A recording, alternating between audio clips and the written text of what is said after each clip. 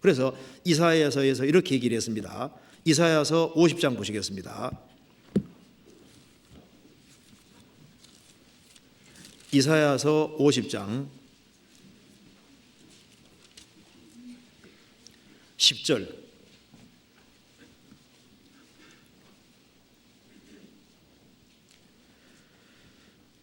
너희 중에 여호와를 경외하며 그 종의 목소리를 청종하는 자가 누구뇨?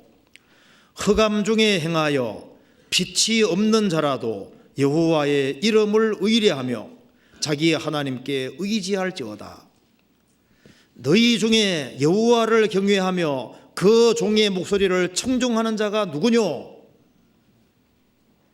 흑암 중에 행하여 빛이 없는 자라도, 길을 헤매는 겁니다. 길이 어디에서 어느 길을 가야 될지 모르는 겁니다.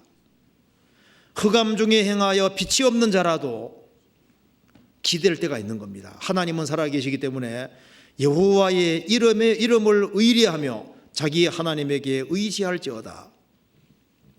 마가복음 5장에 12해를 혈뇨증으로 앓는 여인이 있었습니다. 그녀는 이 혈뇨증, 피가 흐르는 이 병을 고치기 위해서 많은 의원들을 찾아다녔습니다. 그리고 많은 의원을 찾아가서 의사들이 하라는 대로 했는데 오히려 병이 더 중해지고 돈만 다 탕진해 버린 겁니다.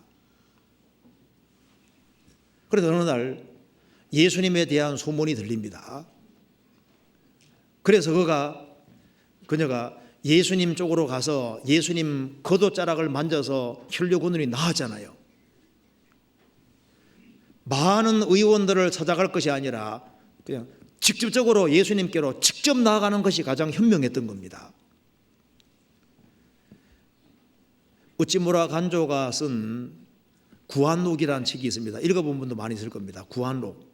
그는 죄 문제를 해결하기 위해서 노력을 많이 했습니다. 그는 부흥회도 찾아가 보고, 그리고 이제 사경회도 가보고, 그리고 이제 학문도 많이 공부하고 여러 종교도 섭렵하고 그 곳곳을 다 가봤지만은 자기 문제를 해결할 수 없었습니다. 그러다가 예수님께로 직접 나아가서 죄를 해결받잖아요.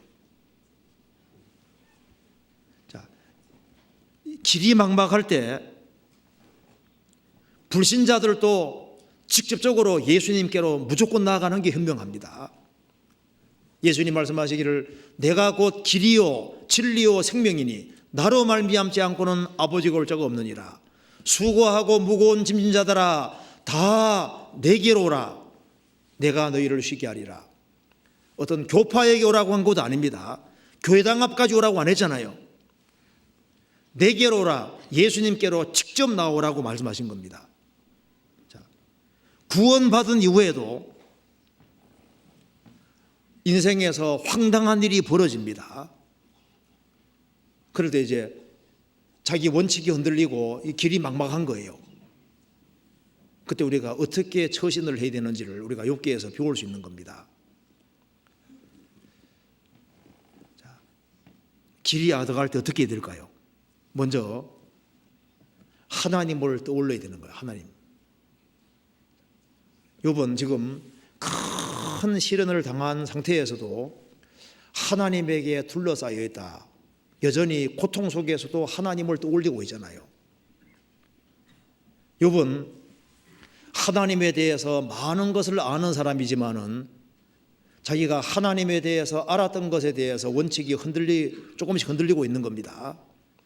그래도 다시 하나님을 떠올리고 하나님의 속성을 생각하고 하나님이 어떤 분인지를 다시 한번 생각을 해야 되는 겁니다.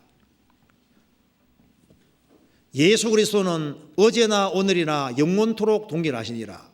말라기 3장에 말한 대로 나 여호와는 변혁지 아니하나니 그러므로 야곱의 자손들아 너희가 소멸되지 아니하느니라. 하나님은 변혁지 아니한다. 바뀌지 않는 분입니다. 하나님은 바뀔 수가 없고 그렇기 때문에 하나님의 속성도 바뀌지를 않습니다. 하나님의 본질이 바뀔 수가 없어요. 그래서 어떤 상황에서도 하나님은 선하시다, 하나님은 의로우시다, 이 원칙을 항상 가지고 있지 않으면 안 되는 겁니다.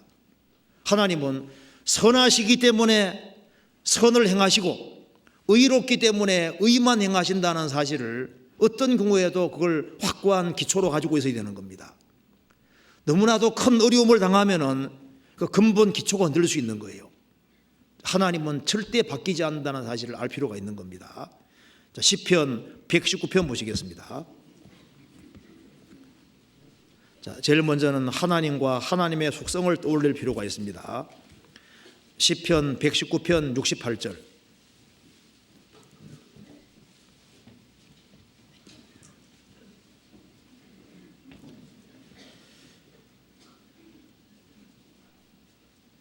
주는 선하사 선을 행하시오니 주의 율례로 나를 가르치소서.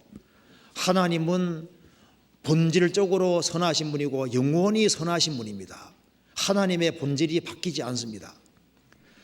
왜 하나님이 선을 행하시느냐? 선을 행하기 때문에 선하신 분이 아니고 원래부터 선하시기 때문에 선을 행하시는 분인 겁니다.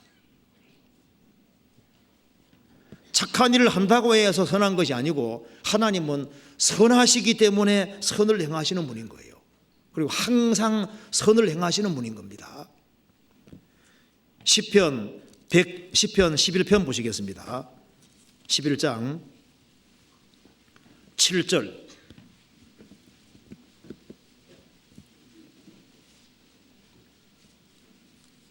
제가 읽겠습니다. 11장 7절. 여호와는 의로우사 의로운 일을 좋아하시나니 정직한 자는 그 얼굴을 배우리로다. 시편 11장 7절 맞죠? 여호와는 의로우사, 본질이 의로운 겁니다. 하나님은 항상 영원토록 의롭습니다. 의롭기 때문에 의로운 일을 좋아하시고 의로운 일을 행하시는 분인 거예요. 근데 너무나도 어려운 일을 당하면은 근본 원칙이 흔들리게 되는 겁니다. 이게 흔들리면 안 되는 거예요.